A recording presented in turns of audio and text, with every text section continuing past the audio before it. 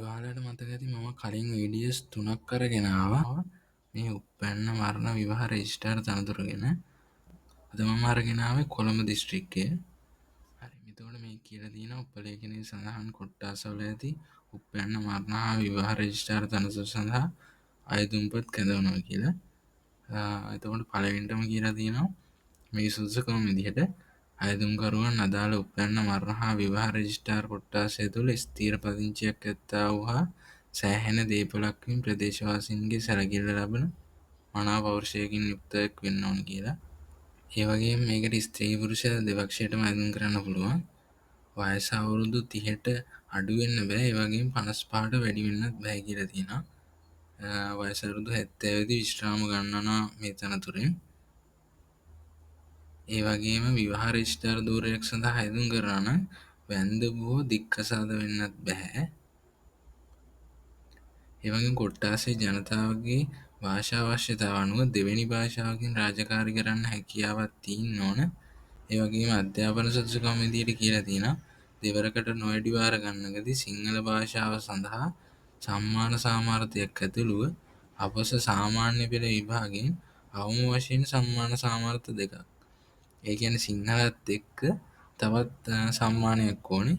ඒ වගේම ඔක්කොම විෂයන් 6කින් සමත් වෙලා තියෙන්නත් ඕනේ. කොට්ටාසේ සියලු දෙනාට හෝ වැඩි දෙනෙකුට පහසුවෙන් ළඟා වෙන්න පුළුවන් කොට්ටාසේ මධ්‍යගත ස්ථානයක තනතුරේ ගෞරවය රැකෙන ආකාරයේ ගොඩනැගිල්ල කාර්යාලය පිහිටුවන්න හැකියාවක් තියෙන්න ඕන කියලා තියෙනවා.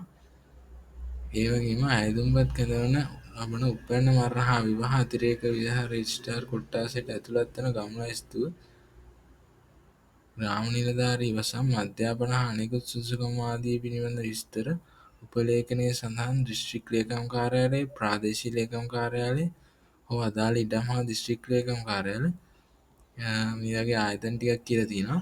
ඒ ස්ථානවල ප්‍රදර්ශනය කරලා තියෙන දැන්වීම් වලින් බලා ගන්නත් පුළුවන්. ඒ වගේම මේකට ඔයගලන්ට අවශ්‍ය වෙන අයදුම්පත් දිස්ත්‍රික් ලේකම් කාර්යාලයෙන්, එහෙම නැත්නම් අදාළ ඉඩම් හා රෙජිස්ටර් දිස්ත්‍රික් ලේකම් කාර්යාලයෙන්, එහෙම නැත්නම් ප්‍රාදේශීය ලේකම් කාර්යාලයෙන් ලබා ගන්නත් පුළුවන්. ඒ වගේම රෙජිස්ට්‍රාර් ජෙනරාල් දෙපාර්තමේන්තුවේ වෙබ්සයිට් එකකින් ලබා ගන්නත් පුළුවන්. මම ඒක කමෙන්ට් සෙක්ෂන් එකේ වගේම ඩිස්ක්‍රිප්ෂන් එකේ දානවා. ඒ වගේම මේකේ අයදුම්පත් ඔයාලා 2025 ඔක්තෝබර් මාසේ 13 වෙනි දින හෝ ඊට පෙර උපලේඛනයේ සඳහන් ලිපිනයට ලැබෙනසේ ලියාපදිංචි තැබෑලෙන්, ඒ කියන්නේ රෙජිස්ටර් පෝස්ට් එකකින් යවන්න ඕනේ. හරි. මේ දාලා තියෙන උපලේඛනයේ දිස්ත්‍රික්කයේ විදිහට දාලා තියෙනවා කොළඹ කියලා. ප්‍රාදේශීය ලේකම් කොට්ටාසය දාලා තියෙනවා ශ්‍රී ජයවර්ධනපුර කෝට්ටේ. ඉල්ලුම්පත් කැඳවන කොට්ටාසය තමයි ශ්‍රී ජයවර්ධනපුර කෝට්ටේ ප්‍රදේශයේ අතිරේක සාමාන්‍ය විවාහ රෙජිස්ටර් ධූරය. මේ තනතුර තමයි ගන්නේ. ඉල්ලුම්පත් යවන්න ඕන ලිපිනය තමයි දිස්ත්‍රික් ලේකම් අතිරේක රෙජිස්ට්‍රාර් ජෙනරාල් දිස්ත්‍රික් ලේකම් කාර්යාලය කොළඹ. එතකොට ඊළඟට දාලා තියෙනවා කුරුණෑගල දිස්ත්‍රික්කයට. මේක සිංහල මාධ්‍ය උපැන්න මරණ හා විවාහ රෙජිස්ටර් උඩරට සාමාන්‍ය රෙජිස්ටර් ධූරය තමයි මේ කැඳවන්නේ. එතකොට කලින් සුදුසුකම් ටිකම දාලා තියෙනවා. දිස්ත්‍රික්කය දාලා තින්නේ කුරුණෑගල. ප්‍රාදේශීය ලේකම් කොට්ටාසය කුලියාපිටිය බටහිර. ඉල්ලුම්පත් කැඳවන කොට්ටාසය තමයි මයුරාවතී කෝරළේ කොට්ටාසේ උපැන්න මරණ හා කටුගම්පල හත්පත්තුව කොට්ටාසේ විවාහ උඩරට සාමාන්‍ය රෙජිස්ටර් ධූරය. ඉල්ලුම්පත් යවන්න ඕන ඕගොල්ලෝ දිස්ත්‍රික් ලේකම් අතිරේක රෙජිස්ට්‍රාර් ජෙනරාල් දිස්ත්‍රික් ලේකම් කාර්යාලය කුරුණෑගල මේ ලිපිනයට තමයි යවන්න ඕනේ. ඒ වගේම ඊළඟට ප්‍රාදේශීය ලේකම් කොට්ටාසය විදිහට දක්වලා තියෙනවා කුලියාපිටිය නැගෙනහිර.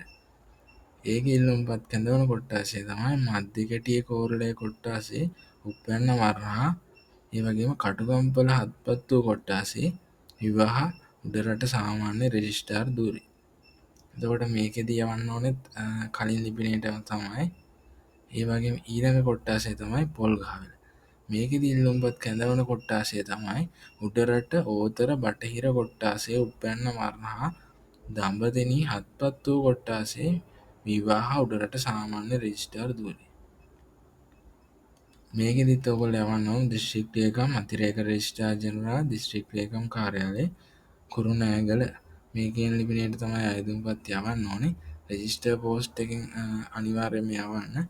ඒ වගේම මේකට අදාළ අයදුම්පත් ගන්න පුළුවන් ලින්ක්ස් ඒ වගේ දේවල් මම කමෙන්ට් සෙක්ෂන් එකේ දානවා. ඒ වගේම ඔයාලට මේ වීඩියෝ එක වැදගත් කියලා හිතෙනවා නම් මේ වගේ රැකිය අවස්ථා ඔයා ළඟටම ගෙනගන්න channel එක subscribe කරලා තියාගන්න. සුබ දවසක්.